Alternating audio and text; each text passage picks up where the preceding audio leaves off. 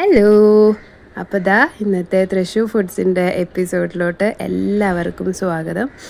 ഇന്ന് ഞാനിവിടെ ഉണ്ടാക്കാൻ പോകുന്നത് നല്ല ഹെൽത്തി, സിമ്പിൾ, ലൈറ്റായിട്ടുള്ളൊരു സൂപ്പാണ്. അപ്പോൾ ആർക്കെങ്കിലും ഗസ് ചെയ്യാൻ പറ്റുമോ? അപ്പോൾ അധികം ഗസ് വർക്കൊന്നും നടത്തണ്ട. ഞാൻ ഇവിടെ ചിരക്ക കൊണ്ടുള്ള സൂപ്പാണ് ഉണ്ടാക്കുന്നത്. ഇതൊരു വെറൈറ്റി സൂപ്പായിട്ട് എനിക്ക് തോന്നി, അതാണ് ഞാൻ നിങ്ങളുമായിട്ട് ഷെയർ ചെയ്യുന്നത്. അപ്പോൾ ഇതാണ് നമ്മുടെ ചിരക്ക, ബോട്ടിൽ ഗാർഡ് എന്നും പറയും. അത് നന്നായി ക്ലീൻ ചെയ്യുക, കുഞ്ഞു കുഞ്ഞായിട്ട് അരിഞ്ഞ് വയ്ക്കുക. ഇതിലോട്ട് ഈ 3 ഇൻഗ്രീഡിയൻസേ നമുക്ക് മെയിനായിട്ട് ആവശ്യമുള്ളൂ, അരിഞ്ഞ് കഷ്ടപ്പെടേണ്ട ആവശ്യമുള്ളൂ. ഒന്ന് സബോള, വെളുത്തുള്ളി, ഇഞ്ചി, അതുപോലെ തന്നെ കുറച്ച് ജീരകവും കുറച്ച് മല്ലിയിലയും കൂടി വേണം കേട്ടോ. അങ്ങനെ നമ്മളിതാ കുക്കർ അടുപ്പത്ത് വെച്ചു, കുറച്ച് നെയ്യ് ഒഴിച്ചു, ജീരകം നന്നായിട്ട് പൊട്ടിച്ചെടുക്കുക കേട്ടോ. കാരണം ജീരകത്തിൻ്റെ ഫ്ലേവർ ഈ സൂപ്പിൻ്റെ ഒരു മെയിൻ ക്രൈറ്റീരിയയാണ്. അതിനുശേഷം നമ്മൾ അരിഞ്ഞ് വെച്ചിരിക്കുന്ന വെളുത്തുള്ളി ഇട്ടിട്ട് ജസ്റ്റ് ഒന്ന് ബേൺഡാക്കി എടുക്കണേ. അപ്പോൾ ആ ബേൺഡ് ഗാർലിക്കിൻ്റെയും ടേസ്റ്റ് വരും. പിന്നെ നമ്മുടെ ഒണിയനും ജിഞ്ചറും കൂടി ഇട്ടു. ഒണിയനും ജസ്റ്റ് ഒന്ന് കാരമലൈസ്ഡ് ആക്കാൻ നിൽക്കണ്ട, ട്രാൻസ്പാരൻ്റ് ആക്കിയാൽ മതി.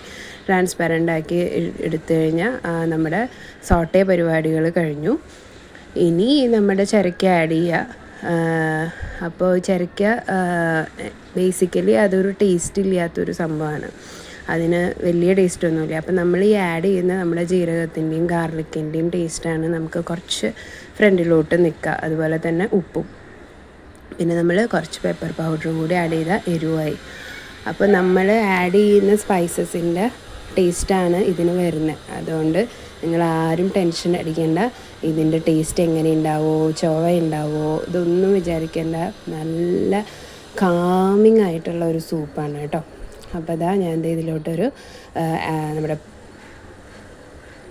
ചിരക്ക കൂടി ഇട്ടിട്ട് കുറച്ച് നേരം ഒന്ന് വഴറ്റിയെടുത്തു. അതിനുശേഷം ഞാൻ കുറച്ച് ഒരു 2 കപ്പ് വെള്ളം ഒഴിച്ചിട്ടുണ്ട് കേട്ടോ. 2 കപ്പ് എന്ന് പറയുന്നത് 200 ml 2 കപ്പാണ്. എന്നിട്ട് അത് കുക്കർ അടിച്ച് ഒരു 5 വിസിലോളം ഞാൻ വെയിറ്റ് ചെയ്തു. ഹൈ ഫ്ലെയിമിലിട്ടിട്ട് 5 വിസിൽ കേട്ടോ. അങ്ങനെ വിസിലൊക്കെ കഴിഞ്ഞപ്പോൾ നമ്മുടെ ആ പ്രഷർ ഫുള്ള് പോയതിന് ശേഷം ഞാൻ ഓപ്പൺ ചെയ്യാൻ പോവാണ്. ഓപ്പൺ ചെയ്ത് നോക്കുമ്പോൾ നമ്മുടെ ചിരക്കയൊക്കെ നന്നായിട്ട് വെന്തിട്ടുണ്ട്. ആ ജീരകത്തിൻ്റെ ഒരു ലൈറ്റ് ബ്രൗൺ കളറ് മാത്രമേ ഉള്ളൂ. അത് നമ്മൾ ഇനി മിക്സ് ചെയ്യുമ്പോൾ ആ കളറും കൂടി പോവും. ഒരു ലൈറ്റ് ഗ്രേ കളറാണ് ഇതിൻ്റെ ഒരു കളറെന്ന് പറയുമ്പോൾ. അങ്ങനെ ഞാൻ ഈ ഒരു ടൈമിൽ വേണമെങ്കിൽ നമുക്ക് ഹാൻഡ് ബ്ലെൻഡർ വെച്ചിട്ട് മിക്സ് ചെയ്ത് കഴിഞ്ഞാൽ പെട്ടെന്ന് നമ്മുടെ പണി കഴിയും. അതില്ലാത്തവരാണെങ്കിൽ നമ്മളിങ്ങനെ രണ്ടും സെപ്പറേറ്റ് ആക്കി എടുക്കുക. അപ്പോൾ നമ്മുടെ പീസസ് മാത്രമാകുമ്പോൾ പെട്ടെന്ന് ചൂടാറി കിട്ടും. അപ്പോൾ ആ വാട്ടർ നമ്മൾ കളയരുത്. ആ വാട്ടർ നമ്മളിത് വീണ്ടും കുക്കറിലോട്ട് ഒഴിക്കുക. പിന്നെ നമ്മുടെ ഇത് ചൂടാറുമ്പോൾ, പീസസ് ചൂടാറുമ്പോൾ അത് ഞാൻ മിക്സിയുടെ ചെറിയ ഗ്രൈൻഡറിലിട്ടിട്ട് നന്നായിട്ട് മഷി പോലെ അരച്ചെടുത്തു കേട്ടോ. ചെറിയ ഗ്രൈൻഡറാണ് ഞാൻ യൂസ് ചെയ്തത്. അപ്പോൾ എല്ലാ പീസസും നന്നായിട്ട് അരിഞ്ഞു കിട്ടും. അങ്ങനെ അതും കൂടി ആഡ് ചെയ്ത് സ്റ്റവ് ഓൺ ചെയ്തതിന് ശേഷം ജസ്റ്റ് നന്നായിട്ടൊന്ന് മിക്സ് ചെയ്യുക. മിക്സ് ചെയ്യുമ്പോൾ ഞാനിവിടെ ഒരു 1/2 കപ്പും കൂടി വെള്ളം ഞാൻ ആഡ് ചെയ്തിട്ടുണ്ട് കേട്ടോ. ഈ മിക്സി ഒന്ന് ക്ലീൻ ചെയ്തെടുക്കണ വെള്ളം ഉണ്ടല്ലോ, അതും കൂടി ആഡ് ചെയ്തിട്ടുണ്ട്. അപ്പോൾ ഒരു ഓൾമോസ്റ്റ് ഒരു 2 കപ്പ് 2.5 കപ്പ് വെള്ളം ഇവിടെ ആഡ് ചെയ്തിട്ടുണ്ട്. ഇനി ഇതിൻ്റെ കൺസിസ്റ്റൻസി തിക്ക് വേണമെങ്കിൽ കുറച്ച് വെള്ളം കുറച്ച് ആഡ് ചെയ്യുക. കൂട്ടണമെങ്കിൽ നമുക്ക് ഒരു ഇങ്ങനെ കപ്പിലൊക്കെ കുടിക്കണം, അല്ല സ്പൂണിൽ കുടിക്കേണ്ട അങ്ങനത്തെ ഒരു കൺസിസ്റ്റൻസിയാണ് നമുക്ക് വേണ്ടെങ്കിൽ ജസ്റ്റ് കുറച്ചും കൂടി വെള്ളം ആഡ് ചെയ്യുക. നമ്മൾ ആഡ് ചെയ്യണ വെള്ളത്തിൻ്റെ അനുസരിച്ച് നമ്മുടെ കൺസിസ്റ്റൻസി കൂട്ടുകയും കുറയ്ക്കുകയും ചെയ്യാം. അതിനുശേഷം ആവശ്യത്തിനുള്ള ഉപ്പും കൂടി ആഡ് ചെയ്ത് ജസ്റ്റ് ഒരു ബോയിൽ വരണ വരെ ഒന്ന് മിക്സ് ചെയ്തുകൊണ്ട് കൊടുക്കുക. അതിനുശേഷം നമ്മുടെ അവസാനത്തെ ഇൻഗ്രീഡിയൻ്റ് ആയിട്ടുള്ള നമ്മുടെ കൊറിയാണ്ടർ ലീവ്സും കൂടി ആഡ് ചെയ്യുക കേട്ടോ.